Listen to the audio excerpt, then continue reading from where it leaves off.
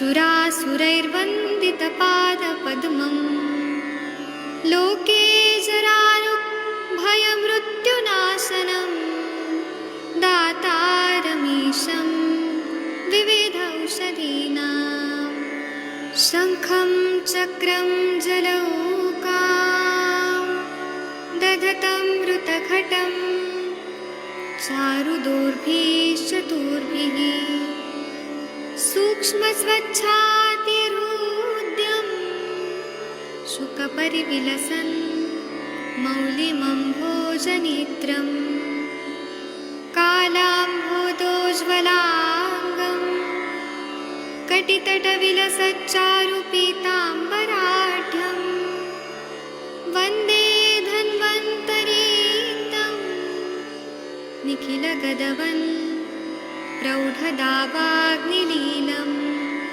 प्रौढदावाग्निलीलम् प्रौढदावाग्निलीलम्। प्रणाम सभी लोगों को। मैं वैद्य अरविंद पाठक आप सभी लोगों का स्वागत करता हूं। सभी लोगों को कोटि कोटि प्रणाम करता हूं।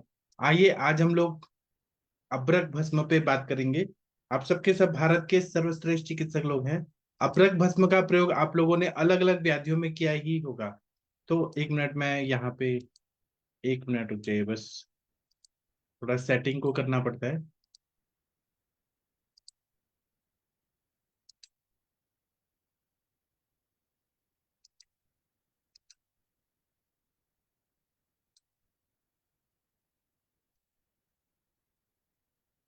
हम सब लोगों ने रस शास्त्र पढ़ा हुआ है। रस शास्त्र में हमने महारस पढ़े हुए हैं, अभ्रक वैक्रांत और जो भी है। तो उसमें सबसे पहले अभ्रक आता है। और अभ्रक जो है वह आकाश तत्व से संबंधित एक खनिज है जिसको इंग्लिश में माइका बोलते हैं।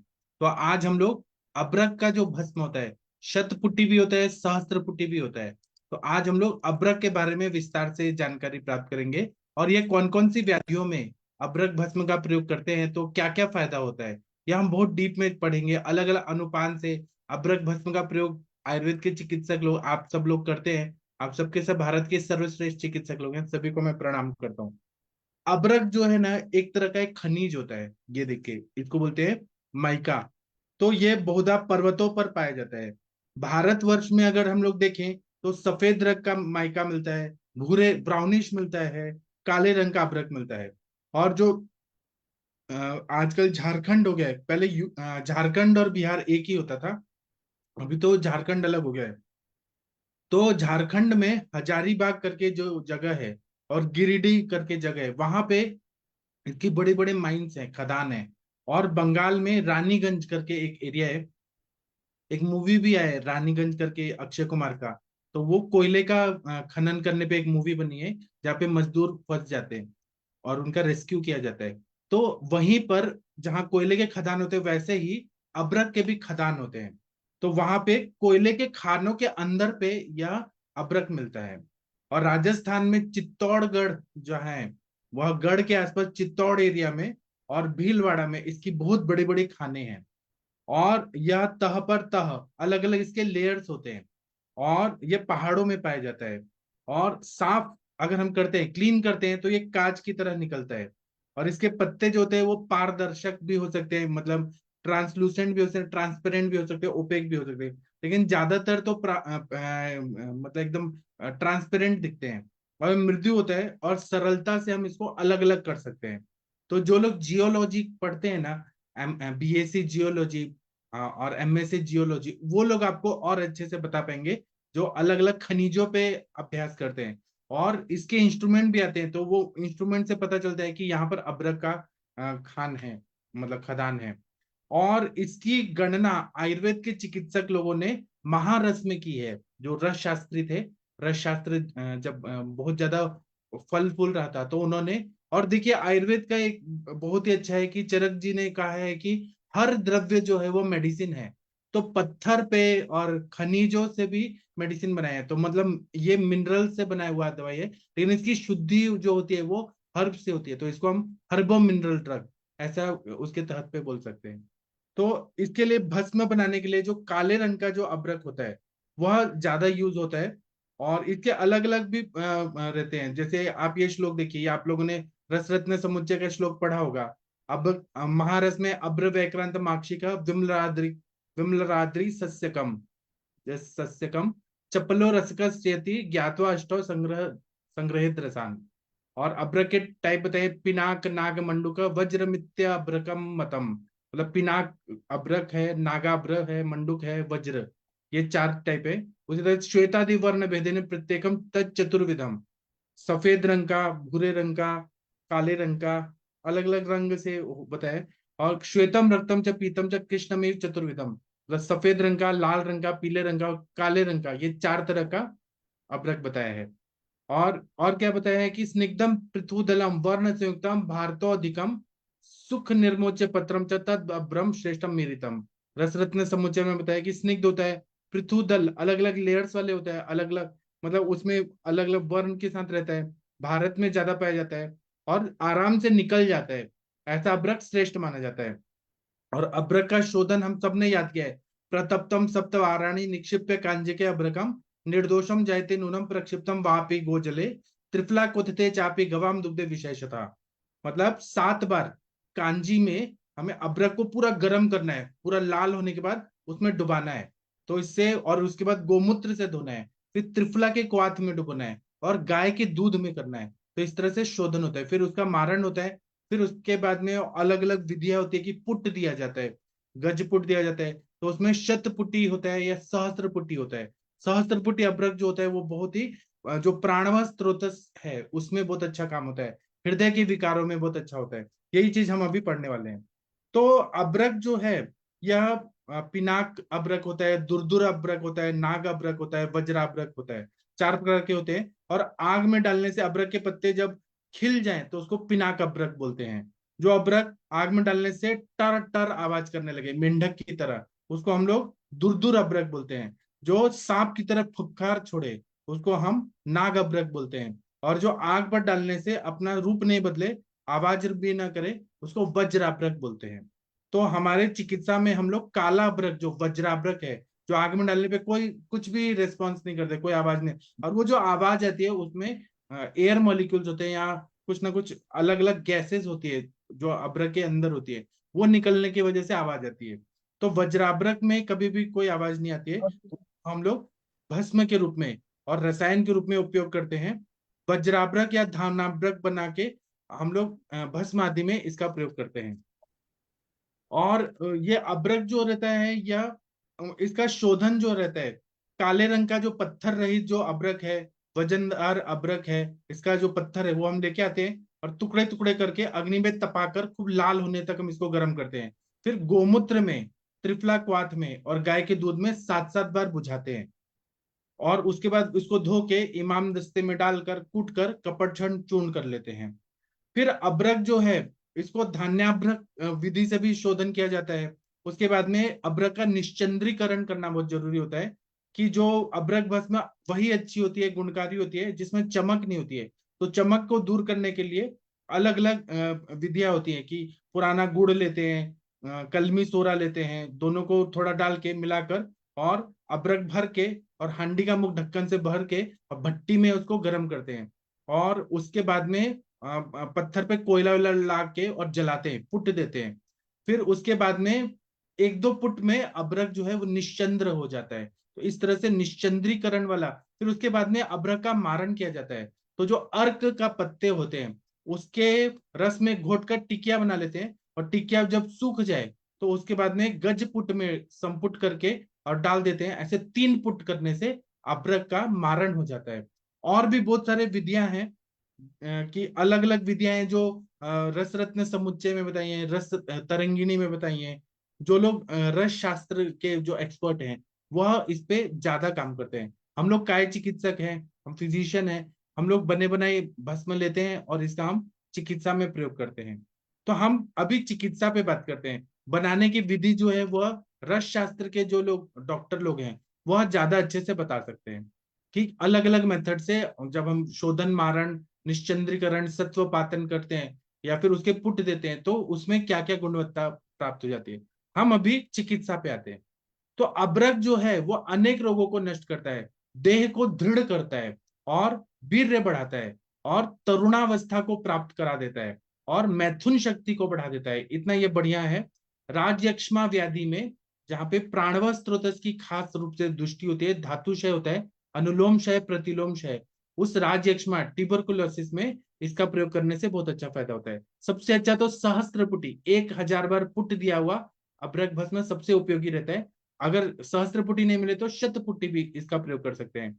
जहां पे बढ़ी हुई खांसी है, बहुत क्रॉनिक अगर खांसी आ रहा है, ब्रोंकाइटिस है, निमोनाइटिस है, ब्रोंकैक्टाइसिस है, या फिर कफ क्षय है, उसमें इसका प्रयोग होता है। और आप लोग डॉक्टर अरविंद सर से पूछिए, अरविंद सक्सेना सर अभी आएंगे, उन्होंने कोविड के काल में अब्रक का, हाँ सर हैं, अब्रक का बहुत ज्यादा प्रयोग किया था और कितने सारे पेशेंट लोगों का जो ऑक्सीजन लेवल है, ऑक्सीजन सेचुरेशन, वो पूरा अब्रक का प्रयोग करने से बहुत अच्छा फायदा हुआ था। उसी तरह से उरशत में, कफ में, दमा में, धातुशय में, विशेषकर मधुमेह में, डायबिटिक पेशेंट होते हैं उसमें इसका फायदा होता है। इनफर्टिलिटी में बहुत अच्छा फायदा होता है, बहुमूत्रता में फायदा होता है, हर तरह के प्रमेह में इसका फायदा होता है। और शरीर का दुबलापन और प्रसूति से उत्पन्न हुए रोग जो रहते हैं, या कमजोरी होती है, सूखी खांसी होती है, कफ का क्षय हुआ है और लंग्स पूरा डैमेज हो गए हैं, उनमें ये फायदा करता है। काली खांसी में काम करता है, पांडु रोग में काम करता है, और रक्त पित्त में काम करता है, जीर्ण ज्वर में काम करता है, संग्रहणी में काम करता है, शूल में, गुल्म में, आव में, अरुचि में ये काम करता है, अग्निमांद्यता में काम करता है, अम्ल पित्त में, मतलब ऐसी कोई व्याधि नहीं है जिसमें हम अभ्रक भस्म का प्रयोग ना करें, लेकिन युक्ति पूर्वक और अनुपान भेद से इसका प्रयोग करना चाहिए। तो कामला व्याधि में, फिर खूनी बवासीर में, हृदय रोग में, उन्माद में, फिर मिर्गी में, मूत्रकृच्छ में, पत्थरी रोग में, नेत्र रोगों में ये लाभदायक होता है। और यह इसका प्रभाव है, इसका रस वीर्य विपाक से काम नहीं करता है। यह है ही इतना बढ़िया दवाई कि हर व्याधि में, और जहाँ पे क्षयात्मक संप्राप्ति होती है, जैसे ब्रेन में एट्रोफिक चेंजेस हो रहे हैं, हार्ट में इश्चमिक चेंजेस हो रहे हैं, मतलब माइकोडियल इंफाक्शन हो रहा है, या लंग्स जो है उसके सेल्स, पेरेन्केमल सेल्स डैमेज हो गए हैं, या लीवर की कोई पैथोलॉजी जहां पे सेल्स डैमेज हो रहे हैं, वहां पे ये रीजनरेट करता है। या फिर कहीं एक्सीडेंट हो गया है और जहां पे बहुत ज्यादा ब्लड लॉस हो गया है, धातुओं में बहुत ज्यादा क्षयात्मक संप्राप्ति, वात का प्रकोप हो गया है, तो हम जब अब्रक भस्म देते हैं तो ये शुक्र धातु को अच्छा कर रहे हैं और सारे धातुओं को अच्छा कर रहा है, तो ये रिजुवनेट करता है, रीजनरेट करता है हर सेल को, इसलिए इसका प्रयोग करते हैं। यह उत्तम रसायन भी है और वाजीकरण के लिए भी अभ्रक का प्रयोग करते हैं।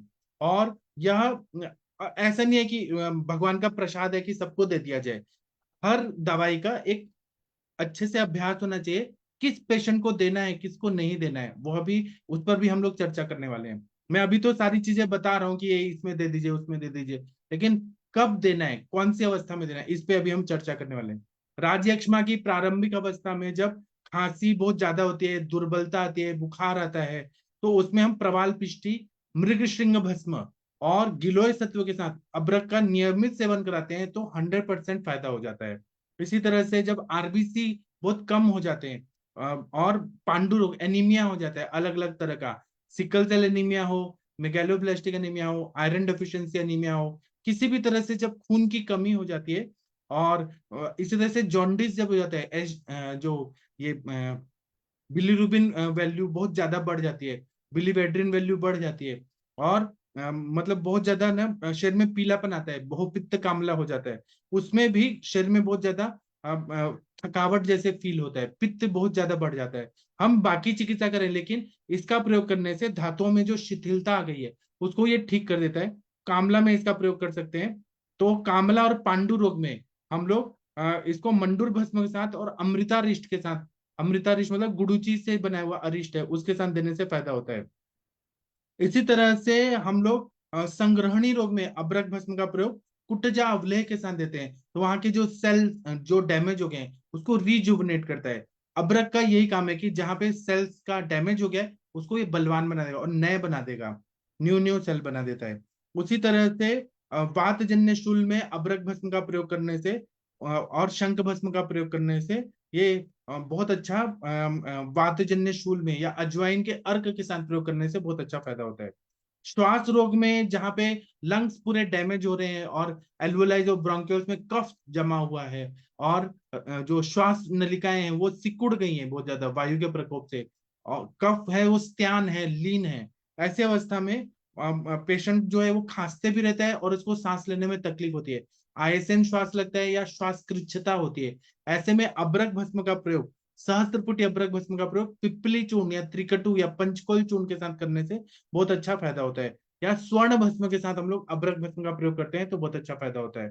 इसी तरह से हम लोग सामान्य कास रोग है, खांसी है, तो अब्रक भस्म का प्रयोग हम लोग श्रृंग भस्म, वासावले, सीतोपलादी चूर्ण, टंकन भस्म, ऐसे बहुत सारे द्रव्य हैं, तालिसादी चूर्ण, सीतोपलादी चूर्ण और कर्पूर आदि चूर्ण और समीर पन्नग रस, रस सिंधु, इसके साथ हम अब्रक भस्म का प्रयोग अवस्था के हिसाब से और रोगी को देख के हम लोग करते हैं तो बहुत अच्छा फायदा होता है। इस तरह से अगर पेट में आंव पड़ा हुआ है तो बहुत ज्यादा मातिसार हो रहा है तो उसमें हम लोग पहले तो अनुलोमन कराते हैं और उसकी उपेक्षा करते हैं कि आम निकल जाए।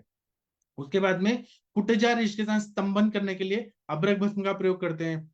मंदाग्नि में हम लोग त्रिकटु चूर्ण के साथ प्रयोग करते हैं और जीर्ण ज्वर में हम लोग लघु मालिनी वसंत के साथ प्रयोग करते हैं, तो अब्रक भस्म से बहुत अच्छा फायदा होता है। इसी तरह से खूनी बवासीर है, रक्तार्श है, तो उसमें हम बार बार रक्तस्राव हो रहा है तो उसमें रक्त पित्त जैसी भी संप्राप्ति हुई रहती है और ब्लीडिंग पाइल्स होता है। ऐसे में हम लोग अब्रक भस्म को शुक्ति पिष्टि के साथ देते हैं, क्योंकि शुक्ति पिष्टि जो है वो लार्ज इंटेस्टाइन और सिग्मोइड कोलोन रेक्टम में काम करता है, वहां पे एब्जॉर्प्शन को बढ़ाता है और हीलिंग करता है। तो शुक्ति पिष्टि के साथ अब्रक भस्म का प्रयोग करने से बहुत अच्छा फायदा होता है। अगर मानसिक दुर्बलता है बहुत ज्यादा तो हम लोग इसको, और बहुत ज्यादा शुक्र का क्षय हुआ है, चित्तोद्वेग हो रहा है, मन बहुत विभ्रांत हो रहा है और रोगी बहुत निस्तेज है, चिंताग्रस्त है, मानसिक रोगी है, तो अब्रक भस्म का प्रयोग हम लोग मुक्ता पिष्टि के साथ प्रयोग करते हैं। मुक्ता पिष्टि मन को शांत कर देता है, तो यह मानसिक अवस्थाओं में भी, मानसिक दुर्बलता में भी बहुत अच्छा काम करता है। इसी तरह से अगर अग्नि मंद हो जाती है तो अन्न का खाया हुआ पचता नहीं है, शरीर में बल की वृद्धि नहीं होती है। उसी तरह से अपस्मार हो जाएगा, उन्माद हो जाएगा, स्मृति नाश होगा, अनिद्रा होगा, चित्त चांचल्य होगा, हिस्ट्रिया होगा और चित्तोद्वेग होगा, अतत्वाभिनिवेश होगा, ऐसे बहुत सारे कारण हो जाते हैं। तब अब्रक भस्म को हम लोग ब्राह्मी चूर्ण के साथ देते हैं या सारस्वत घृत के साथ देते हैं तो बहुत अच्छा फायदा होता है। हृदय की दुर्बलता में अब्रक भस्म का प्रयोग करने से बहुत अच्छा फायदा होता है। जहाँ पे लेफ्ट लेफ्ट वेंटिकुलर हाइपरट्रॉफी है, हार्ट काम नहीं कर रहा है या कंजेस्टिव हार्ट फेलियर में पेशेंट जा रहे हैं, तो हम लोग अब्रक, और अब्रक जो है वह कार्डियक मसल्स को भी स्ट्रेंथ देता है, तो इसलिए हम लोग नागार्जुनाब्र रस, फिर उसके बाद प्रभाकर वटी और हृदयार्णव रस, इसमें अब्रक भस्म डाला है, उसके साथ प्रयोग करते हैं तो हृदय की दुर्बलता को ठीक कर देता है। और सहस्त्रपुटी अब्रक भस्म ज्यादा काम करता है हृदय पे। हृदय अगर देखे तो वहां पे आकाश तत्व है, अगर वो विकृत हो रहा है, और अब्रक में भी व्योम, इसको पर्याय नाम व्योम बोलते हैं, आकाश, आकाश के सारे पर्याय इसमें है, क्योंकि इसमें वैक्यूम रहता है कहीं ना कहीं, तो ये आकाशीय तत्व है, पार्थिव तो है ही। इसका प्रयोग हम लोग भस्म के रूप में करते हैं तो ये फुफ्फुस में और हृदय पे बहुत अच्छा फायदा करता है। जो सीओपीडी रहता है, क्रॉनिक ऑब्स्ट्रक्टिव पल्मोनरी डिजीज, उसमें भी अब्रक भस्म को और द्रव्य रस सिंदूर के साथ, समीर पन्नग रस के साथ, मल्ल सिंदूर के साथ देने से बहुत अच्छा फायदा होता है। पुरानी खांसी है, श्वास है, दमा है, इसमें रोगी बार बार खांस खांस के या दमा का वेग होने से बहुत परेशान रहता है, एलोपैथी के डॉक्टर इनहेलर दे देते हैं, सालबुटेमॉल, एस्थेलिन जैसे द्रव्य दे देते हैं, तो वो टेम्पररी ब्रोंकस को ओपन करता है, और स्टेरॉइड्स का भी दे देते हैं तो उससे टेम्पररी होता है लेकिन ठीक नहीं होता है। आयुर्वेद का ये जो अब्रक भस्म देते हैं, ये सेल्स को रिजुविनेट करता है, ऐसा कोई और साइंस नहीं है जो नया बना दे। हमारे जो दवाइयां हैं वो रिजुविनेट करते हैं, रीजनरेट करते हैं, इसलिए अब्रक भस्म का, और वो भी ऐसे ही नहीं देना है, उसमें पंचकर्म भी करना पड़ता है, जहाँ पे शोधन करना है शोधन करें, शमन करना है शमन करें, जैसी अवस्था है, इमरजेंसी की कंडीशन है तो हम लोग शमन दवाइयां ही देते हैं, सब लिंगुअली देते हैं, आईसीयू में पेशेंट है तो सब लिंगुअली देना पड़ता है, अवस्था के हिसाब से हम लोग दवाई देते हैं तो पेशेंट ठीक हो जाते हैं। उसी तरह से अगर अम्ल पित्त है बहुत दिनों से और पेट में दर्द हो रहा है, उल्टी आ रही है, अम्ल पित्त अब क्षार धर्मी है कि अम्ल धर्मी है वो हमें देखना पड़ता है, लेकिन जो भी है तो अम्ल पित्तांतक लौह, लीला विलास रस के साथ अब्रक भस्म का प्रयोग करते हैं तो जो पित्त को सिक्रीट करने वाले सेल्स हैं वो नए बन जाते हैं और वो सिस्टम अच्छा हो जाता है। अब ये सारे काम प्रभाव से हो रहे हैं। उसी तरह से प्रसूता रोगों में देवदारवा रिष्ट या देवदारवादी क्वाथ के साथ देते हैं, जीर्काद्य रिष्ट, दशमूला रिष्ट के साथ देते हैं, तो यह बहुत अच्छा लक्ष्मणा रिष्ट के साथ देते हैं। तो अभ्रक भस्म प्रसूता रोगों में भी और जो इन्फेक्शन वाली पैथोलॉजी उसमें भी बहुत अच्छा काम करता है। अभ्रक भस्म जो है ये योगवाही है, जो भी मेडिसिन हम देते हैं कैटलिस्ट का काम करता है। तो इसके खुद के भी गुण दिखाएगा और कैटलिस्ट के तरह होने से जो भी मेडिसिन हम दे रहे हैं उसके कार्य को और अच्छा बना देगा, एनहांस करेगा और गंतव्य स्थान तक पहुंचा देगा। इसलिए इसका प्रयोग करने से बहुत अच्छा फायदा होता है। यह अपने साथ मिले हुए द्रव्य के गुणों को और ज्यादा बढ़ा देता है, इसीलिए इसका हम प्रयोग करते हैं तो बहुत अच्छा फायदा होता है। संग्रहणी में अभ्रक परपट्टी या गगन परपट्टी जो रहता है परपट्टी के रूप में हम देते हैं, तो ये बहुत अच्छा काम करता है। मलावरोध और संचित मल के विकारों में अभ्र परपट्टी का प्रयोग करने से बहुत अच्छा फायदा होता है। पाचक पित्त और रंजक पित्त की कमी के वजह से यकृत विकार हो जाते हैं, तो मंडूर भस्म के साथ अभ्रक भस्म को देते हैं। तो अरुचि है, अम्ल पित्त है, पित्त की पित्त बहुत ज्यादा बढ़ा हुआ है, तो हम लोग कपर्दक भस्म प्रवाल पिष्ट के साथ अभ्रक भस्म का प्रयोग करते हैं तो बहुत अच्छा फायदा होता है। जिन स्त्रियों के माता बहनों के बच्चे कमजोर पैदा होते हैं तो उनको हम सीतोपलादी, क्योंकि सीतोपलादी चूर्ण जो है वो राज्यक्षमा रोगाधिकार में बताया है, तो वहां पे धातुओं का क्षय हुआ है, वहां पे वृद्धि करने के लिए, वृहण करने के लिए सीतोपलादी चूर्ण चरक संहिता में बताया। तो अभ्रक भस्म का प्रयोग हम लोग सीतोपलादी चूर्ण के साथ देते हैं। तो बच्चा या तो IUGR है, इंट्रायूटेराइन ग्रोथ रिटार्डेशन, मतलब गर्भ में जो बच्चा है उसका ग्रोथ नहीं हो रहा है, तब हम ये दे सकते हैं। या फर्स्ट ट्राइमेस्टर में लघुमालिनी वसन, सेकेंड ट्राइमेस्टर में मधुमालिनी वसन और थर्ड ट्राइमेस्टर में स्वर्णमालिनी वसन के साथ दे सकते हैं। या बच्चा जन्म ले लिया और कमजोर है तो अभ्रक भस्म रोज हम स्वर्ण प्राशन के साथ देते हैं तो बहुत अच्छा फायदा होता है। तो ये अभ्रक भस्म रसायन है, वृक्ष है, इसका प्रभाव रस रक्तादि धातुओं पे पड़ता है। रक्ताणुओं की कमी में जो पांडु रोग है उसमें पड़ता है, ठीक कर देता है। और जो ज्वर है, शरीर में आलस्य है, कमजोरी है, दांतों में शिथिलता है, और इन सब में कांतला भस्म के साथ देने से बहुत अच्छा फायदा होता है। या दशमूल क्वाथ के साथ या दशमूला रिश के साथ देते हैं तो बहुत अच्छा फायदा होता है। चलिए, आदरणीय डॉक्टर अरविंद सर, आप कुछ बोलना चाहेंगे अभ्रक भस्म के बारे में, आपका अनुभव। अभरक सर एकदम बढ़िया, जो हम लोग का ये हम लोग के लिए वरदान है। कहते हैं कि ना स्वर्ण भस्म और बंग और ये रजत भस्म सबसे महंगी धातुओं से जो है जो चिकित्सा होती है, वो चिकित्सा नाग बंग से और अभ्रक से होती है। आप समझ लीजिए कि अगर आपने केवल 3 धातुएं पकड़ ली हैं और आपने सारी धातुओं को सारी धातुओं का परिपोषण क्रम सुधार सकते हैं, सारी धातुओं को पुश कर सकते हैं और सारी चिकित्सा सारे स्रोतों पे काम कर सकते हैं। तो बिल्कुल आपने बहुत बढ़िया बताया कि ये रसायन है, मीन्स सारी धातुओं का रस रक्त ऑनवर्ड्स सारी धातुओं को पुश करता चला जा रहा है। दूसरा वाजीकरण है, मतलब शुक्र से रिवर्स से अगर चले तो शुक्र से रस तक की सारी धातुओं को भी पुश कर रहा है। और जो शुक्र को पुश कर रहा है उससे बढ़िया प्रोडक्ट कुछ हो सकता है। जो शुक्र नवीनीकरण कर रहा है, उसकी उप धातु ओज है, ओज का वर्धन कर रहा है। ओज अगर किसी का सत्व गुण है तो उसको कोई बीमारी होगी नहीं है, रजतम ही होगा तभी तो बीमारी होगी। तो वो प्रोडक्ट जो जो शुक्र पे काम कर रहा है, ओज पे काम कर रहा है, रसायन वाजीकरण का काम कर रहा है, उससे बढ़िया प्रोडक्ट कोई हो सकता है?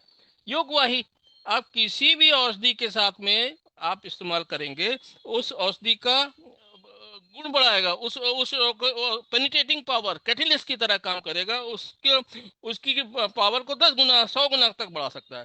तो ऐसा प्रोडक्ट जो है, जो आपका अभ्रक है, आप हृदय की कोई बीमारी देख लीजिए, किसी भी कोई भी कल्प ले लीजिए, चाहे वो हृदय वर्ण, चाहे प्रभाकर, चाहे हृदय चिंतामणि, सब में अर्जुन और अभ्रक अभ्रक पड़ा है। अब हर चीज में देख लीजिए, नागार्जुन में अभ्रक और अर्जुन है, प्रभाकर में शिलाजीत के साथ में अभ्रक अर्जुन है, हृदय चिंतामणि में बृहद बात चिंतामणि के साथ में अभ्रक है। और ये मतलब जितने भी आप उसके कंटेंट पकड़ लीजिए, तो जो हृदय की में औषधियों में जिसका इस्तेमाल हो रहा है, मीन्स व्यान वायु पे काम कर रहा है। और व्यान वायु वो काम है गति, अवक्षेपण उपक्षेपण, निमेष उन्मेष और प्राय प्राय सर्व शरीर क्रास्मिन करेत पूरी शरीर की सारी क्रियाएं जो व्यान वायु कर रही है उस पे ये प्रोडक्ट काम कर रहा है। आकाश महाभूत इसका मेन फीचर्स इसका क्या है? आकाश महाभूत, आकाश में वायु और वायु गुण प्रधान रहता है। तो जब आपकी कोई भी संप्राप्ति गठित होती है किसी भी स्रोतस में तो वायु गुण डिस्टर्ब होता है, पृथ्वी जल आप महाभूत की वृद्धि होती है तो संतर्पण जन व्याधियां या कोई भी सामता जन या सामपित्त सामवात साम कफ ये सब तभी होती हैं जब वायु का गुण कम होता है।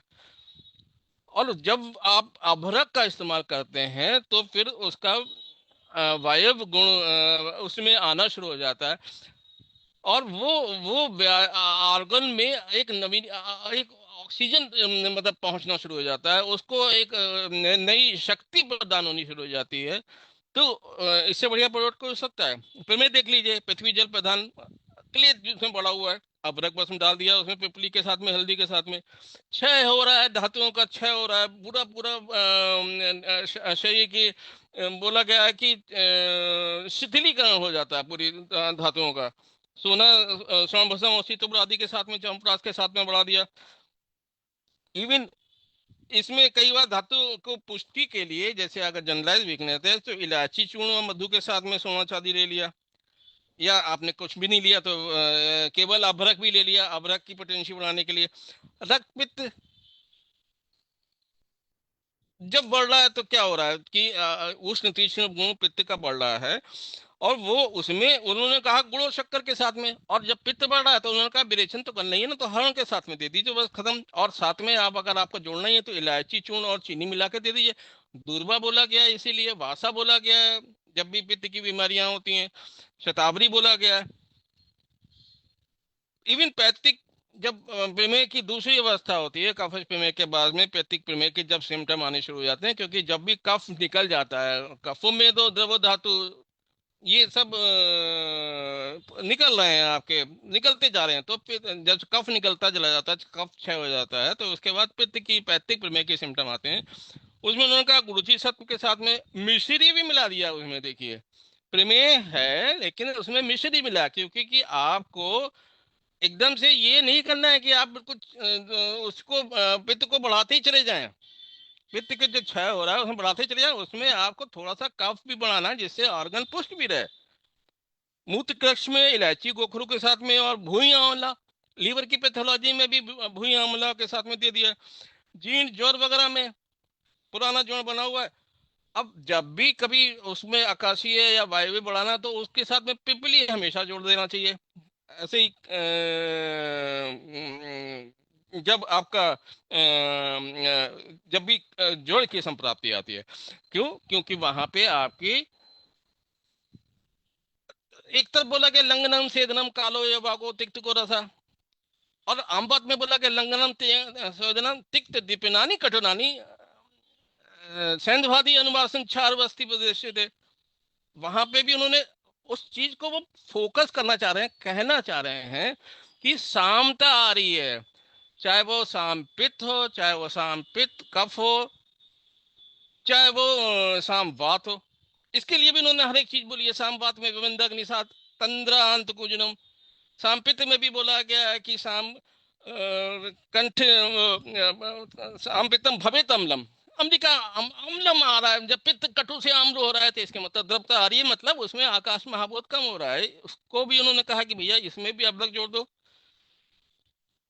वात व्याधि में चाहे वो अपान से हो या सर बोला गया है कि ऊर्ध्वमूल अधोकाय, तो बोला गया है तो वहां पे उन्होंने कहा है कि उसमें आपका जो भी चाहे वो बात वृद्ध हो या बात क्षय हो, सारे सारे काश काशोत्तम कुश कामत्तम बात वृद्ध में, बात क्षय में बोला गया कि नहीं ऐसा नहीं है, इसमें जो है शब्द ऐसे उत्तम हो जाता है और थोड़ा सा अलग से पेशेंट अलग से लो संपाति लो उसमें चला जाता है।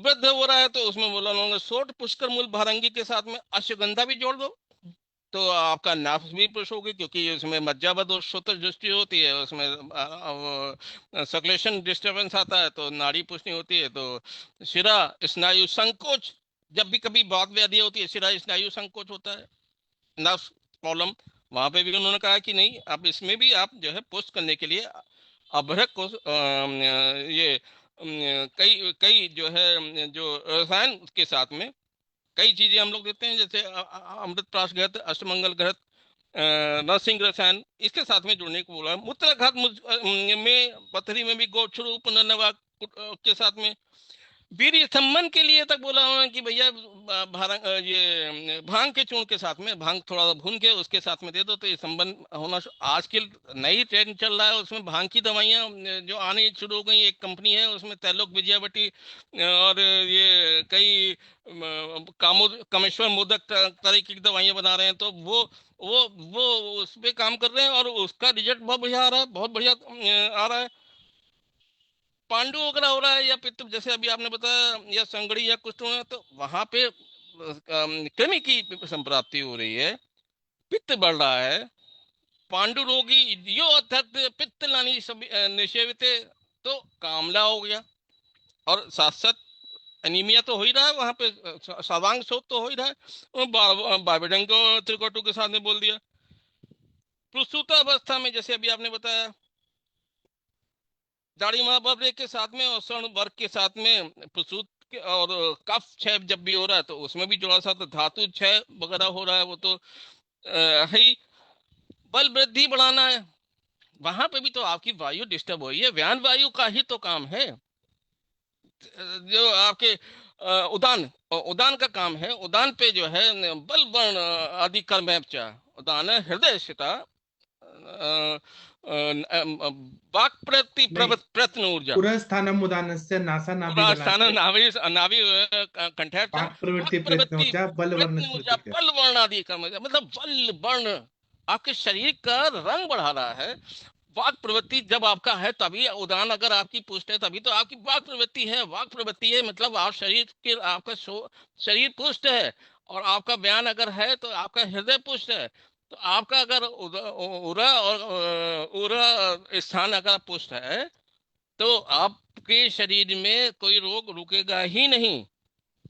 कफ के लिए उन्होंने बोला है कायफल कायफल के चूर्ण के साथ में पिपली का इन्फॉर्म दी, तो ऐसे मैं अभी नहीं बोलूंगा क्योंकि और लोगों को बोलने का समय होना चाहिए, क्योंकि इसमें ये कॉम्बिनेशन ऐसा कॉम्बिनेशन है कि आप अगर योग वाही रसायन वाजीकरण सोचते हो और आकाश महाभूत, चार चीजें पकड़ लीजिए। अब देखिए, हाँ सर, कोविड के दौरान मैंने बहुतों पेशेंटों को, सर के सामने की बात है, आईसीयू के पेशेंटों को हेमगोर पोटली, अवगर पोटली, टंकण के साथ में ये कॉम्बिनेशन दिया, पेशेंट डॉक्सी हटा दिया, और ये सब चीजें SpO2 2 घंटे 3 घंटे में बढ़ाता था, 70-70 60-60 वाला, लेकिन वो है शहद पुटी वाला होता है जो सूक्ष्म लेवल पे जाता है, सूक्ष्म सूक्ष्म से सूक्ष्म, अगर आपने शोतोषों तक पहुंचा दी दवाई आपने, तो आपकी विक्ट्री है। कोविड के दौरान कई लोगों को या तो वात कफर संप्राप्ति हो रही थी, या वात पित्त संप्राप्ति हो रही थी, या तो पेट की दिक्कतें हो रही थी, नहीं तो अदरवाइज SpO2 या ये आपका ये स्टॉर्म था, पूरा पूरा साइटोकाइनिन स्टॉर्म, उसकी वजह से सारी सेल्स डैमेज हो रही थी, पेशेंट डिटेरियोरेशन में आ रहा था, पूरा पूरा उसकी उसमें उस दौरान हमने और पाठक सर के, भाई मैंने तो पाठक सर से सीखा है, ऐसा नहीं है कि मैंने खुद बताया, पाठक सर से ही सीख सीख के पाठक सर भी गाइड करते आपको थे। शायद याद होगा, एक डॉक्टर श्रुति निगम मैडम थी। श्रुति में, तो यस मैम, यस हमको हाँ, बहुत अच्छे से याद है, उन्होंने तो वो तो उसका वो बना दिया था, केचप बना दिया था। कैचअप बना दिया, और उनके पास एक दिन ऐसा टाइम आया कि ऑक्सीजन सिलेंडर ही नहीं थे, 2 या 3 हाँ सिलेंडर थे और मिल नहीं रहा था, और बहुत हाँ, ज्यादा स्कैरसिटी हो गया, मतलब अभाव हो गया था। उस समय और कहीं ऐसा नहीं था मिल रहे कि थे, हाँ। तो 40 पेशेंट एडमिट थे आईसीयू में उनके हॉस्पिटल में, और हमने डिस्कस किया और सारे पेशेंट बच गए, एक भी नहीं मरा, सब और ठीक हो सर गया। सारी दवाइयाँ आपने भेजी थी, सारी दवाइयाँ मुझे हाँ याद है, अच्छे से याद है कि आपने बताया भी था कि वहां से सिलेंडर मिल जाएंगे, वहां से कर लो, और सारी दवाइयों की वही हाँ गाइडलाइंस जो तैयार की गई थी उस समय, तो उस समय कोविड के दौरान कितने पेशेंटों को हम लोगों ने सर आपकी गाइडेंस में आईसीयू से निकाला है, एसपीओ2 रेज किया है, पेशेंट ने बोला आके कि 70 67 60 से पेशेंट का 90 तक पहुंचा है। और तो वो जब अभरक सहस्पुटी शतपुटी जो जितना भी आप सूक्ष्म लेवल तक अगर आप श्रोतों के लेवल तक पहुंच जाएंगे, भाई श्रोतो दृष्टि के पहले होती है श्रीराम ग्रंथि जो पूरा है, लेकिन उसके बाद श्रोतो विद्ध लक्षण जब आ जाता है तो श्रोतस काम करना बंद कर देते हैं। तो हमको श्रोतो विद्ध से पेशेंट को निकालना है, उसके लिए अभरक नागभंग अभरक नागभंग से बढ़िया कोई दवाई नहीं है। और स्वर्ण रजत और ये सब ताम ये क्या कहते हैं आपकी हीरक भस्म, ये बहुत कॉस्टली हो जाती हैं, लेकिन अगर आप इसी पे चिकित्सा करते हैं तो भी सर बहुत पेशेंटों को आराम मिल जाता है। Right sir, thank you sir. और वो जो महालक्ष्मी विलास रस, त्रैलोक्य हाँ, चिंतामणि रस, उस समय सर लक्ष्मी हमने विलास रस भी एक हम लोगों ने फॉर्मूला बहुत बनाया था, समीर पन्नग रस और श्वासकाश चिंतामणि रस। ऐसे 4-5 चीजों का हमने कर्पूर आदि उस समय तो सर आपने जो बताया था ना कि लक्ष्मी विलास को 10 गोली पानी में डाल दो 1 लीटर बिस्लरी में और 50-50 ml पीते रहो, बीपी बढ़ गया था सर कई लोगों का। पेशेंट आज भी वो चिकित्सा सक्सेसफुल है सर। अभी भी आज की डेट में भी अगर लो बीपी का पेशेंट है तो 10 गोली लक्ष्मी विलास की 1 लीटर बिस्लरी में डाल के 50-50 ml देने से पेशेंटों का बीपी भी बढ़ जाता है। 7 कदम चलने से, उसके बाद 100 कदम चलना है। वही शृंग के लिए बोला गया है। वही जनदमनी सर बोलते हैं कि शृंग जब दौड़ता है, मृग शृंग जब दौड़ता है तो उसका हार्ट रेट 360 तक पहुंच जाता है। तो जो हार्ट रेट 360 तक पहुंच जाए तो आप उसके खुर तो दोगे नहीं, उसकी खाल तो दोगे नहीं, उसका मांस खाओगे नहीं। उन्होंने कहा मृग शंख भस्म दे दो। और मृग शंख भस्म देने से मतलब उसके हार्ट में मतलब कितना 360 तक की जो है उसका पल्पिटेशन पहुंच जाता है, फिर भी उसको हार्ट अटैक नहीं होता है। और आज की डेट में देखिए टेकिकार्डिया हो नहीं, तुरंत पल्पिटेशन शुरू हो जाता है। तो वही जनरली सर ने बोला कि अब मृग शंख के साथ में थोड़ा सा चटाना है, लेकिन वो मृग शंख भस्म नहीं, मृग शंख लाना है, उसका सींग लाना है, उसको घिसना है, उसके बाद 100 कदम चलना है ना सर? Right sir? हाँ, ऐसे ही बोलते हैं, उसको घिस के तो फिर चाटना है, जैसे हम चंदन वो वो घिसते हैं। वो व्यान पे काम कर रहे हैं, पृथ्वी जल। देखिए उसमें पृथ्वी भी है और अंदर खोखला है तो आकाश भी है। और अब उसका जो सोचिए डायरेक्शन है ऊपर आकाश की तरफ है, तो आकाश इसलिए की बोलते तरफ हैं। ऊपर की डायरेक्शन अंदर से खोखला है तो आकाश में आबूत है ना। अभ्रक में भी यही चीज है। जी। अभ्रक भी आकाशीय महाभूत है। तो अभ्रक भी जो है जब आकाशीय महाभूत है तो पुश करेगा ही पुरेगा। आपको अगर मृग संघ नहीं मिल रहा है, आप आजकल बैन भी है कि मृग संघ नहीं इस्तेमाल कर सकते, पुराना कहीं किसी के घरों में हो तो इस्तेमाल कर लीजिए, लेकिन हार्ट पेशेंट के लिए तो बून है, वो वरदान है सर, बिल्कुल। जी। मैं सर बहुत बोल रहा हूँ, दूसरे लोगों को नहीं, सब बोलने बहुत का मौका अच्छा दिया बोले, जाए। बहुत अच्छा बोले sir, proud of you sir. अभी हम थैंक यू। चाहेंगे वीना मैडम कुछ बोले यस अब्रक सर, भस्म यस सर, सर। पे। अभी आपने कितना सुंदर दोनों बोल रहे थे, बस सुनते ही रहो, इतना अच्छा बोल रहे थे। तो मैं क्या बोलूं, पामर हूँ सर। आपने कितना काम किया है, मैं तो नहीं थी जब आपके ग्रुप में।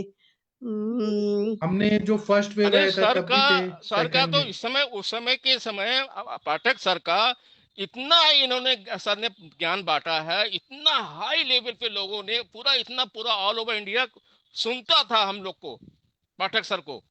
मैंने मैंने अपने से ही सीखा है। मैंने पाठक सर से मैं हमेशा बोलता हूँ कि मैंने केवल मेरे में एक ही गुरु हैं पाठक सर, जिन्होंने मुझे डायरेक्ट किया है, और जिन्होंने मेरे मुझे गुरु पढ़ना। जमदग्नि सर है, मैंने सर से सीखा है। आज की डेट में और आपकी सर मेरे नम्रता भी है सर ये। आज की मेरे डेट में सर आप मेरे भी जमदग्नि सर को मैं उनको भी बहुत अच्छे से फॉलो करूँ, बहुत अच्छा उनका भी ज्ञान है सर। पाठक सर तो योगवाही ही आहे। नहीं अबरक है सर, अबरक बोलिए अबरक। आप बीना मैडम, आप बताइए आपने अब्रक भस्म का कहाँ प्रयोग किया है, फिर हाँ, अंजना मैडम मैं से भी तो सुनेंगे। प्राणव स्रोतस में रुद्रोग में मैं यूज करती हूँ, मगर आज मुझे अलग क्या मिला तो आकाशीय महाभूत है। ये नहीं मुझे मालूम था, अभी मैंने वो। उसका पर्याय नाम ही है ना, व्योम, आकाश और हाँ अब्र। हाँ ये सब जो है, अब्र मतलब क्या है, वो आकाश है ना, आकाश हाँ तत्व है। हाँ। तो डॉक्टर अरविंद जी ने भी बहुत अच्छा सुंदर बताया आज। और कल तो मैं बोल नहीं सकी, मगर असली अशोक हमारे खेत में लगा हुआ है, उसके पुष्प भी मैं यूज करती हूँ। एक दिन लेके आऊंगी, गए तो मैं आपको दिखाने को लेके आऊंगी। वो ओरिजिनल अशोक वृक्ष है। हाँ, चलिए अभी हम और ओके। सुनते हैं डॉक्टर आरती शर्मा मैडम जी। आप काय चिकित्सा में एमडी कर रही हैं और आपका अनुभव इतना ज्यादा है। आरती मैडम आप बताइए। हेलो। हाँ जी मैम, प्रणाम मैम। प्रणाम सर। आपने और सर ने भी बहुत अच्छा बताया सर।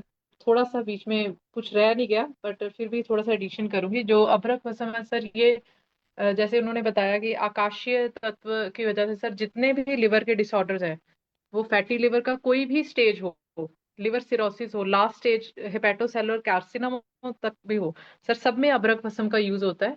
और एक दो अनुभव जो है प्रैक्टिकली, एक केस पूछा था मैंने ग्रुप में ही। एक बच्चा था, उसका सिर्फ 700 या 800 ग्राम्स वेट था। तो अंजना मैम ने मुझे गाइड किया था कि आपने अभ्रक भस्म देना है सर। उनका 7.5 मंथ चल रहा था सर। पूरा टर्म पूरा होने पर वो बच्चा 3.5 किलो का सर पैदा हुआ। उसको अभ्रक भस्म सर दिया था 1000 फुटी। और सर मेरे खुद के फैमिली में दो लोग को बहुत सीवियर कोविड हुआ था, तो सर उसमें भी अभ्रक भस्म यूज किया। तो सर अभी मुझे खुद प्लूरिसी हुआ, तो उसमें भी मैंने अभ्रक भस्म ही यूज किया। तो सर खुद पर अगर यूज करने से इतना असर है, और प्राणवायु स्रोतस पर तो है ही। हर डिजीज में सर हम जो अभ्रक भस्म है, ये मतलब स्रोतोगामी है, सूक्ष्म स्रोतोगामी है।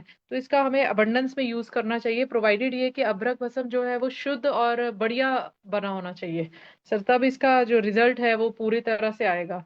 और जिसमें भी सर जैसे ऑर्गन का डेवलपमेंट नहीं है, जैसे बच्चे हैं या पैरालिसिस का पेशेंट है जो पूरी तरह सूख गया है, सर उस केस में भी अगर अभ्रक भस्म सर अलग अलग योग के साथ अगर अभ्रक भस्म हम कॉम्बिनेशन में देते हैं सर, तो इसका बहुत अच्छा असर आता है। जी सर, थैंक यू। उस टाइम आप थोड़ा बीमार थी ना, 1-2 महीना पहले शायद। तो आप कुछ तो जी सर। तकलीफ हो रहा था आपको। तो जी उस सर, टाइम। मेरे हाँ। लंग्स में पानी भर गया था पूरी तरह, तो मुझे भी, मैंने खुद भी अबरक भस्म ही लिया। और भी कुछ कुछ लिया था ना, हमने बोला था लंघन करिए, कुछ तो हाँ जी मुझे ऐसे सर। याद हो रहा है। लंघन। और आपने मुझे वो जो विरेचन पट्टी भेजी थी सर, मैंने अपना विरेचन भी किया था। तीन हाँ। चार बार विरेचन भी किया था सर, क्योंकि उसमें बहुत ज्यादा पानी भर गया था, मुझसे बोला भी नहीं जा रहा था उस समय। हाँ। और बहुत समय तक मैं एडमिट भी रही थी। तो सर जो अबरक 1000 फुटी अबरक आपने उस समय बताया था मुझे कि वो यूज करना है, तो मृगश्रिंग भस्म तो मुझे नहीं मिला था, पर अबरक भस्म और सितोपलादी चूर्ण, और एक एक और सर महेंद्र सर ने शायद वो वासा का मुझे थोड़ा सा बताया था, वासा और पुष्कर मूल का सर, क्वाथ का, वो पीने का सर, वो मैंने रेगुलर लिया सर। उससे काफी मुझे आराम मिला। और विरेचन से सर मुझे मेन जो विरेचन वटी था, जो मैं हर 15 दिन पर, हर 20 दिन पर मैं विरेचन ले रही थी सर, उससे मुझे बहुत बेनिफिट मिला। उससे मतलब मुझे सडन मतलब चेंजेस आए, नहीं तो मुझसे उठा भी नहीं जा रहा था सर, इतना ज्यादा परेशानी थी। और मैम जी आपका सर। फर्स्ट ईयर हो गया, एमडी का रिजल्ट आ गया फर्स्ट ईयर का? हाँ जी सर, सेकेंड ईयर स्टार्ट हो गया। अच्छा, बहुत अच्छा, proud of you ma'am. Thank you हाँ, सर। असली में बहुत बहुत आरती बहुत मैडम मुबारक इतने मैम। साल, आरती मैम जो है थैंक ना यू वो सर। चंडीगढ़ में कर रही है, काय चिकित्सा में एमडी कर रही है। ये पूरा प्रैक्टिशनर है, प्रैक्टिस करने के बाद एकेडमिक में आई है। सोचिए कितना अच्छा है इनका पढ़ाई। हाँ दिनेश सर, आप कुछ बोल रहे हैं? Doctor Dinesh sir. बस मैं मैम को मुबारक दे रहे थे कि जी। इनका पहला साल खत्म हो गया, अब दूसरे साल में है। तो हाँ। हमारी तरफ से शुभकामनाएं पूरे ग्रुप की तरफ से। जी। Thank you sir. और डॉक्टर अंजना मैडम जी, आप कुछ बताना चाहेंगी गायनेक प्रैक्टिस में या पेडियाट्रिक्स में कुछ? अंजना मैडम आप कृपया बताइए अभ्रक भस्म पे। जी सर, नमस्कार सर, सभी लोग को नमस्कार। आपने, अरविंद सर ने, मैडम लोगों ने, तो सबने बहुत अच्छे से बात की। और आज टॉपिक भी बहुत अच्छा आपने लिया सर। अभ्रक भस्म अपने आप में ही बहुत अच्छी भस्म है। और सबसे अच्छी बात तो ये है कि अगर ये अच्छे से बनी होगी, आज को सहस्त्र अगर अभ्रक भस्म थोड़ी महंगी बहुत पड़ती है, लेकिन ये कि यूजफुल बहुत होती है, अमृत के समान काम करती है। जैसे अभी आपने बताया भी था, जैसे IUGR वगैरह, या मैडम ने भी बताया अभी, IUGR वगैरह में हम इसको यूज करते हैं। IUGR में जनरली हम इसको जो है सितोपलादी चूर्ण के साथ देते हैं, तो बहुत अच्छा फायदा मिलता है और टेस्ट में भी थोड़ा ठीक रहता है। इसके अलावा जनरली हमको भस्म के साथ भी, इसके साथ में थोड़ा सा क्योंकि एक छोट भस्म बहुत कम मात्रा में दी जाती है, हम सभी जानते हैं, और उसका असर बहुत अच्छा होता है।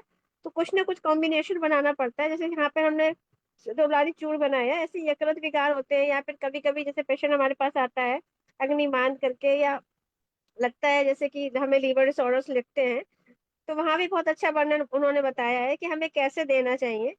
तो उसके उसमें भी जो है मंडूर भस्म को मिलाएंगे, अगर हम यकृत विकार में मंडूर भस्म के साथ में देंगे, उसके साथ कुमारी आसव देंगे, तो बहुत अच्छा फायदा हमें मिलता है। और इसी प्रकार अगर जैसे कुछ पेशेंट को बहुत ज्यादा अम्लपित्त की शिकायत मिलती है, या अम्लपित्त की दवा करते करते पेशेंट एकदम परेशान हो जाता है, तो यहाँ पे अगर अम्ल पित्तांतक लौह के साथ भी अगर हम थोड़ा सा छटपुटी अदरक मिलाएंगे, तो पेशेंट को रेस्पॉन्स मिलता है। प्राण में शोथस में तो इसका इतना अच्छा रोल है कि अगर पेशेंट एटीटी ले रहा है, उसको वीकनेस लग रही है, या जैसे मैडम ने बताया, मेरा भी एक बहुत नोन जो मेरे साथ क्लिनिक में मेरी हेल्प कराता था, उसको अचानक पल्मोनरी इन्फ्यूजन हुआ था, और इतना ज्यादा परेशान था, बच्चा लग रहा था कि एकदम, उसको बहुत वॉमिटिंग भी थी, और उसके साथ साथ उसको सांस बहुत फूल रही थी। मैंने वही शतपुटी अभ्रक भस्म का उसका योग बनवा के दिया, और पेशेंट उसको बहुत फायदा मिला। तो इस तरह से योग वाही है, ये हम देख रहे हैं, इसका कई जगह है। जैसे कभी कभी क्या होता है, डिलीवरी के बाद भी पेशेंट आते हैं, उनको लगता है, हम लोग बोल देते हैं दशमूलरिष्ट ले लो, तो दशमूलरिष्ट पेशेंट जनरली लेके ही आते हैं। लेकिन अगर हम दशमूलरिष्ट या देवदारू कास्ट जो हम पिलाते हैं मरीजों को, उसके साथ भी अगर हम अवरक रस्म देंगे ना, तो ये जितनी धातु क्षीणता होती है, जितनी वीकनेस होती है, डिलीवरी के बाद जो प्रॉब्लम्स लेके आते हैं, सूती का व्यापत लेके पेशेंट आते हैं, उसमें इसका बहुत अच्छा रिस्पॉन्स मिलता है। और उसके अलावा कभी कभी क्या होता है कि जैसे गगन परपटी भी इसका एक नाम है, तो संग्रहणी में जैसे बताया है कि परपटी कल्प जो दिया जाता है, तो इसी तरह से इसका अगर अगर गगन परपटी या अभ्रक भस्म को परपटी के रूप में हम यूज करते हैं, तो इसका बहुत अच्छा रोल मिलता है हमको, स्पेशली जो हमारे पेशेंट आते हैं जिनको हम कहते हैं कि इनकी ग्रहणी जो है वो क्रॉनिक हो गई है, स्पेशली संग्रहणी के केस में हम लोग इसको यूज करते हैं। और भी सर बहुत छोटी छोटी केसेस हैं जिसमें कि हमें को लगता है कि जैसे पिपली चूर्ण के साथ में मिला लें, मिश्री मिला लें, अदरक बस मिला लें, तो जितना भी ये कफ की प्रॉब्लम होती है, पेशेंट को बहुत अच्छा रिस्पॉन्स देती है, बहुत फायदा मिलता है। और बाकी जैसे अगर हमें पेशेंट हमारे पास आता है कि अब उसको बहुत ज्यादा आंव है, या जैसे कहते हैं कि हमको जो है प्रॉब्लम हो रही है, पेचिस की प्रॉब्लम हो रही है, या ब्लड आ रहा है, तो हम क्या करते हैं, कुर्जारिश के साथ में भी जो है इसको मिला देते हैं, साथ में थोड़ा सा त्रिकटु मिलाते हैं। तो और लघु बसंत मालती भी कभी कभी मुझे अभ्रक भस्म, लघु बसंत मालती भस्म, त्रिकटु चूर्ण, और साथ में जो है उसका अनुपान कुर्जारिश के साथ देती हूँ, बहुत अच्छा रिस्पॉन्स मिलता है। तो इस तरह से मुझे नहीं लगता ये कोई भी ऐसा रोग नहीं है, जैसे अभी अरविंद सर बोल रहे थे, और आपने भी बहुत अच्छा बताया, आज मजा आ गया। तो ये सारी चीजें हैं कि जिस औषधि में भी हम इसको साथ में जोड़ लेंगे, ये योग वाही की तरह काम करती है, और तीनों दोषों पे इसका बहुत अच्छा काम है, और बहुत अच्छा रिस्पॉन्स भी मिलता है। जी सर। हाँ, लेकिन ना मेरा मन नहीं भरा। मेरे पास ना अभी जमदग्नि सर के कुछ नोट्स मिले हैं जो सर ने हमें 1997 में दिया था। तो ये मैं कल नहीं, कल कोई वनस्पति पढ़ूंगा, परसों के लेक्चर में, जो शनिवार का लेक्चर होगा, अब्रक भस्म पार्ट 2 बताऊंगा, जमदग्नि सर के अनुसार अब्रक का अलग अलग व्याधियों में उपयोग, अलग अलग अवस्थाओं में। ये मैं शनिवार को करूंगा। अभी मैं मनीषा मैडम का सुनना चाहूंगा। मनीषा मैडम जी, आपने अब्रक भस्म कैसे यूज किया, कृपया बताइए। डॉक्टर हाँ जी, मनीषा मैडम। प्रणाम सर। जी जी। जी जी, प्रणाम सर।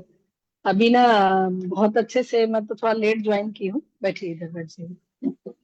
तो लेट ज्वाइन की हूँ, लेकिन बहुत अच्छा टॉपिक था सर, इस पे तो मैं असाध्य रोगियों पे भी इसमें जो प्रयोग की हूँ मैं, तो ये कारगर सिद्ध हुआ है। तो जो फुफ्फुस नलिकाएं होती हैं, सूख जाती हैं, खांसते खांसते ड्राई हो जाती है एकदम, सांस फूलने लगता है, हुपिंग आने लगता है, उस कंडीशन में भी ये अभ्रक भस्म बहुत अच्छा काम करता है। टंकण चंद्रामृत लगा करके मिला के और पेशेंट को देते हैं। कंटकारी साथ में देते हैं, उसको कंटकारी अवलेह देते हैं, या उसकी मस्सी भी बना के देते हैं, उसके पंचांग का दो दो रत्ती है इसके मधु के साथ चाटन करने के लिए। तो इंस्टेंट लाभ मिलता है। एक पेशेंट थी मेरे यहाँ, बहुत पहले मैं जिक्र भी की थी, कि 2 महीने से उसको कंटिन्यू खांसी आ रही थी। तो उसका कोई परिचित था, तो बताया यहाँ भेजने के लिए। तो बोली मैं इतना बड़ा बड़ा डॉक्टर से दिखा ली, ठीक नहीं हो रहा, तुम्हारे आयुर्वेद में क्या होगा। आई हो तो सर उसको दूसरे ही दिन लाभ मिल गया, और रात में सोई थी वो, जबकि 2 महीने से उसको मुश्किल जा रहा था।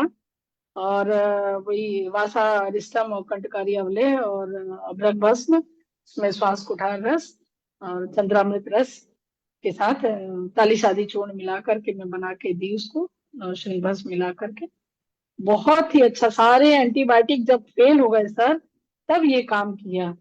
और रियली रियली इसका प्रयोग, जैसे पीले कफ हो जाना, पूरी जो ब्रोंकियल जो ट्यूब है एकदम स्पाज्म हो जाना, उसमें भी ये बहुत अच्छा काम करता है। तो इसकी जितनी भी प्रशंसा की जाए कम है, अलग अलग अनुपान भेद से वीकनेस में भी जो बहुत जल्दी लाभ करता है, जैसे मैडम ने भी अभी बताया, अपना शेयर किया। तो ऐसे मैं देती हूँ सर जी। हाँ, अभी हम उड़ीसा के डॉक्टर हैं, डॉक्टर जितेंद्र कुमार भांजा जी, इनसे सुनेंगे ये अबरक भस्म का कैसे प्रयोग करते हैं उड़ीसा में। सर बताइए। सर प्रणाम सर। हाँ, प्रणाम सर, सर बताइए। कितना सर अच्छा बताया आपने, और सक्सेना सर ने और सब मैडम ने भी बहुत अच्छा बताया सर। आपने कोई एंगल नहीं छोड़ा जिसको मैं बताऊं सर। ये जो अभी मनीषा मैडम ने बोला, मेरा एक अनुभव है, ये मैंने अपने पर ही प्रयोग किया था सर। 2006-07 को मुझे इतना खांसी हुआ, तो मैंने भी बहुत सारी एंटीबायोटिक ले लिया, कफ सिरप ले लिया, नहीं लेकिन ठीक नहीं हुआ। मैं के जगह पर था जहाँ ओनली ट्राइबल एरिया है, वहां से थोड़ा कुछ दूर जाने के बाद हॉस्पिटल मिलते हैं और दवाई का दुकान मिलता है। तो मेरा एक साथी ने बोला, आपके पास इतना अमूल्य धन है, आप एक आयुर्वेद का डॉक्टर है, क्यों नहीं इस्तेमाल करते हो आयुर्वेद को। उस टाइम पर मैंने नया नया पास किया था बीएमएस, मेरा इतना ही कोई अनुभव नहीं था। लेकिन सरे मैंने टंकण भस्म और उनके साथ अभ्रक भस्म और वो शीतपलादि चूर्ण और वो उसके साथ लक्ष्मी विलास और संजीवनी बट्टी लिया था सर। ये इतना अच्छा रिजल्ट आया, 2 दिन में मेरा खांसी बिल्कुल सर ठीक हो गया। इतना उस दिन से जो अभी भी रिस्पेक्टेड मैडम ने बताया, और वो मुझे तो इतना सर गर्व आता है। आपने जब सक्सेना सर ने बताया ना, उनका जो कोविड के टाइम पर ऑक्सीजन लेवल इतना कम हो जाता था, तो लेकिन जो दवाई आपने बनाया था उसमें से कितना कितना पेशेंट अच्छा हुआ, आपको कितना कितना पुण्य मिला। और भी सर, ये जो बारे में भी जो आपने अभी बोला था, शतपुत्री या सहस्त्रपुटी दिया जाता है, हम इसको जो नैनो पार्टिकल अभी आता है उनमें से कंपैरिजन कर सकते हैं। हमारा आचार्यों ने भी कितना अच्छा बताया, जो भस्म की परीक्षण, ऐसा भी जो टर्मिनोलॉजी होता है आयुर्वेद में, कितना वो प्रयोगात्मक होता है, जो बताया है बारीतर। और वो जिसको पानी में डालने से जैसे नौका पानी में डूबते नहीं, इस तरह वो रहता है, पानी में डूबते नहीं। और अंगुली रेखा स्पर्शवत, उनको अंगुली से छू देने से वो रेखा में आ जाता है। तो कितना अच्छा उन्होंने सब टर्मिनोलॉजी यूज किया था हमारा आचार्यों ने। और वो जो भी सब मैडम ने बताया, जैसे बीना मैडम भी बताया, और कोई एंगल नहीं है जो आप बताया किस बताने के लिए, जो अनुभव था सर उतना ही बताया दिया। इतना अच्छा, वो एक बहुत अच्छा रसायन होता है, जो सिद्धांत सार बताया गया है, जो चिकित्सा का सिद्धांत होता है। मैं ऐसा गर्व से कह सकता हूँ, जो सिद्धांत है वो आयुर्वेद में है। और मैं कोई पाथी को डोमिनेट करना नहीं चाहता हूँ। सब पार्टी अपना अपने एंगल में बहुत बड़ा है। कितना आप हर रोज बोलते हैं, कितना कितना साइंटिस्ट ने कितना वो पाथी के लिए काम किया, लेकिन हमारा जो सिद्धांत होता है, सिद्धांत चिकित्सा का ऐसा होता है, जो रोग का अच्छा करने के साथ साथ वो रोग ना होने के लिए, जो शरीर को अंदर से अंदर ही मजबूत बना देता है, जो व्याधि का जो इम्यूनिटी जो होता है, व्याधि प्रतिरोधक क्षमता जो बढ़ाते हैं, ऐसा ही होता है सर। बहुत अच्छा लगा आज अभ्रक भस्म का क्लास सर। आपको कोटि कोटि प्रणाम। और वो, जो सक्सेना सर है, बीना मैडम, जो भी मैडम, आरती मैडम और वो अभी मनीषा मैडम, जितना भी हमारा वैद्य लोग है, मैं सबसे कितना अच्छी बात सीख रहा हूँ। यहाँ से मुझे भी बहुत गर्व आता है। कोटि कोटि प्रणाम सबको करता हूँ सर। बस इतना ही बोलूंगा सर। जी, इसका पार्ट 2 भी होगा। मैं अभी जब मदगनी सर ने जो हमें बताया है, सिखाया है, और 1997 का उनका नोट्स है, उससे मैं रिलेटेड परसों के दिन में शनिवार को और बताऊंगा अब्रक भस्मा, उनके अनुभव के हिसाब से। अभी मैं चाहूंगा और कोई बोलिए। डॉक्टर हरिहर सर कुछ बोलना चाहते हैं? Doctor Dinesh sir, doctor Manjunath ji, doctor Ram ji, Vikas ji, कुछ बोलिए आप लोग। अभय सर, अब्रक भस्म पे डॉक्टर गंगवार सर। हाँ, डॉक्टर सर दिनेश ऐसा है, हाँ सर। जी सर, ऐसा है कि इतना सुन के बड़ा अच्छा लगा जी। पर हमारे यहाँ पंजाब में एक समस्या बस यही है कि हमें जो द्रव्य है वो सही मिलते हैं कि नहीं मिलते हैं। बस ज्यादा से ज्यादा बढ़िया से बढ़िया दूध पर पेशवरी है जी, बस। बाकी यहाँ साउथ की जो कंपनियां हैं नॉट अवेलेबल, ऑनलाइन मंगवा लो तो ठीक है। अब सहस्त्रपुटी जो है अब्रक भी यूज करके देखी है, रिजल्ट अच्छे हैं, लेकिन वो उतने ही हैं जितने 100 पुटी के हैं जी। तो इसलिए यहाँ पर पंजाब साइड में थोड़ा सा ये समस्या है काफी। मेरी जगह कोई और भी होगा तो वो भी यही बताएंगे। तो ऐसा एक सर ग्रुप आपके बनाइए जो पंजाब में एक। तो चंडीगढ़ में आरती मैडम है, उनका कितना अच्छा प्रैक्टिस है, अभी जो आपने अच्छा, बधाई दिया मैडम को। हाँ जी हाँ जी, तो उनसे हम बात कर लेंगे, एक नंबर मतलब पता लग जाएगा ग्रुप में से, तो उनसे बात कर लेंगे। तो जी उनसे बात कर लेंगे सर हम। ठीक है सर, थैंक यू। और हेलो डॉक्टर, हाँ जी बोलिए आरती मैम।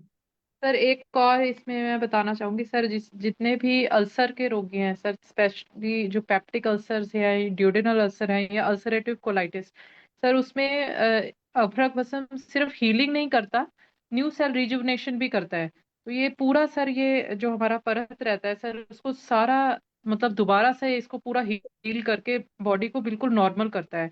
और सर जैसे कुछ केसेस रहते हैं, जैसे सर्जिकल केसेस भी रहते हैं सर, जैसे हाइटस हर्निया के भी कई केसेस रहते हैं। तो सर उसमें भी ताप्यादि लो के साथ अभ्रक भस्म सर ये बहुत अच्छा काम करता है। और जैसे हाइटस हर्निया में बोला जाता है कि कुछ नहीं हो सकता, सर उस केस को भी ये पूरी तरह से सर हील आउट करता है सर, इसका मतलब अगर अच्छे से प्रयोग किया जाए, बट ताप्यादि लो के साथ। जी सर, थैंक क्योंकि यू। उसमें वो रक्त का प्रसादन करने के सारे गुण धर्म होते हैं ताप्यादी लौ में। और मेन बात है कि कोई और पैथी जो है वो इतना कारगर नहीं, ऐसे बताता है कि इरिवर्सिबल सेल डेथ हो गया है, तो कोई चीज ऐसी है एलोपैथी में कि वो पूरा ठीक करे। नेचुरली होगा तो होगा, एंटीबायोटिक्स दे देंगे बैक्टीरिया मारने के लिए, वायरस मारने के लिए, लेकिन नया बनाने के लिए उनके पास स्टेम सेल थेरेपी है और कुछ कुछ है। लेकिन सर उसी तरह मैं सॉरी बात काट रही हूँ, उसी तरह एवेस्कुलर नेक्रोसिस और जो ये एंकाइलोजिंग स्पॉन्डिलाइटिस है सर, इस केस में भी सर जहाँ पे बोन पूरा डिफॉर्म भी हो चुका है सर, वो चीज भी पूरा सही होता है सर। मतलब जिसमें बोल दिया जाता है कि कुछ नहीं, ये वेस्कुलर नेक्रोसिस में मतलब बोल दिया जाता है कुछ नहीं होगा सर, उस केस में भी जो ये अभ्रक है, जब मतलब प्रोवाइडेड हम बाकी जो आपका तिक्त शीर वस्ती है, जो शीर वस्तियां बताई गई अस्थि मज्जागत रोगों के, वो करने के बावजूद हम साथ में अगर अभ्रक पैरेलल चलाते हैं तो सर वो पूरा रिजनरेशन होता है, मतलब फुल, मतलब ऐसा नहीं रहता कि कुछ कमी रह जाए उसमें। जी सर।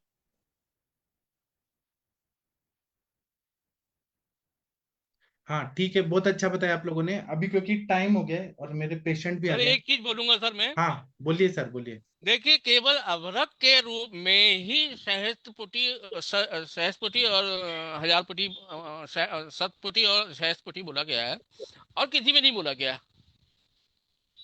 सही बताया है ना आपने। सर। हाँ सही और बताया आपने।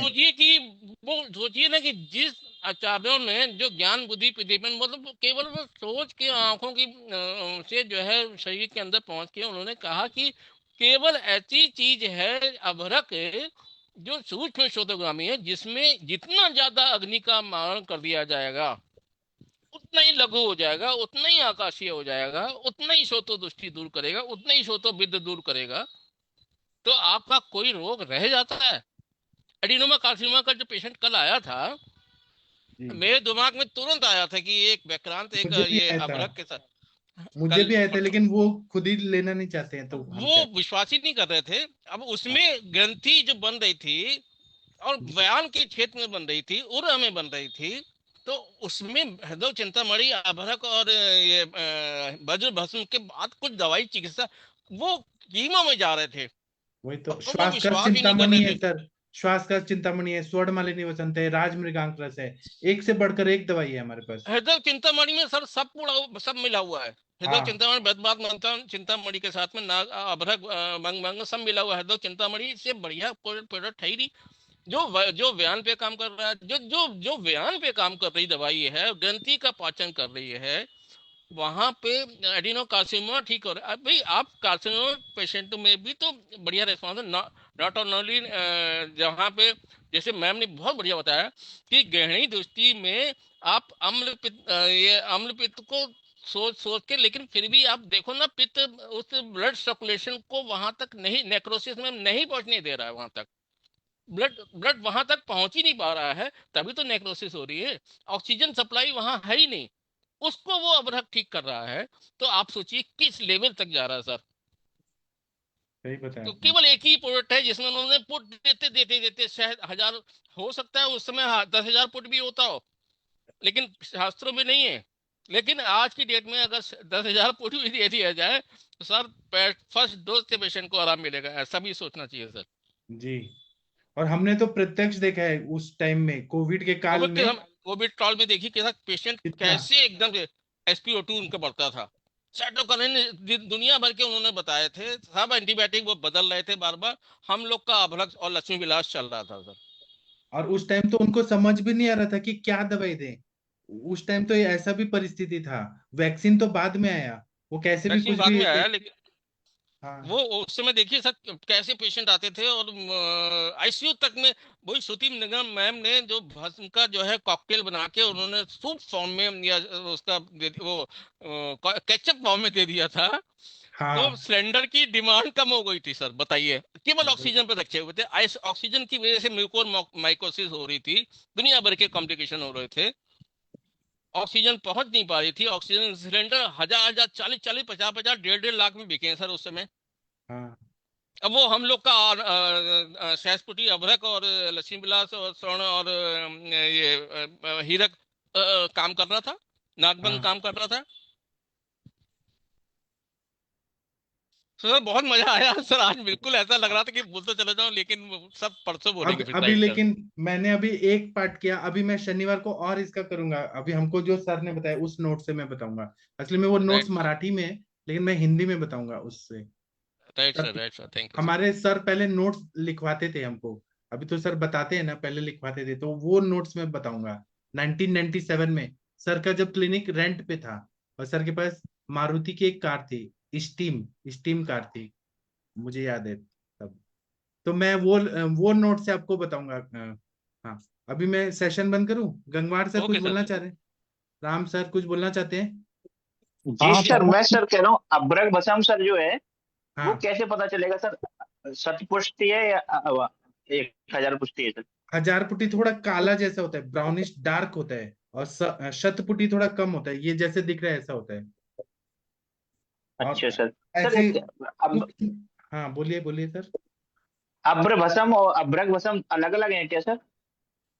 एक ही है ना, अब्र और अब्र तो वही है ना।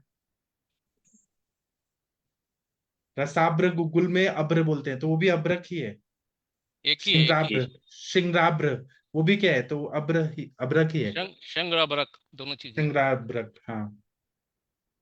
अभी असली में ये टॉपिक अभी शुरू हुआ है, अभी हम इस पे और डिटेल में बात करेंगे, लेकिन अभी टाइम हो गया है, मेरे राइट पेशेंट सर, बैठे हैं। हाँ, तो थैंक यू अरविंद सर, सभी अंजना मैडम, थैंक यू सभी लोगों को। अभी हम 9 बजे मिलते हैं केस टेकिंग जी का सेशन में। थैंक यू, थैंक प्रणाम। You sir, thank you. प्रणाम।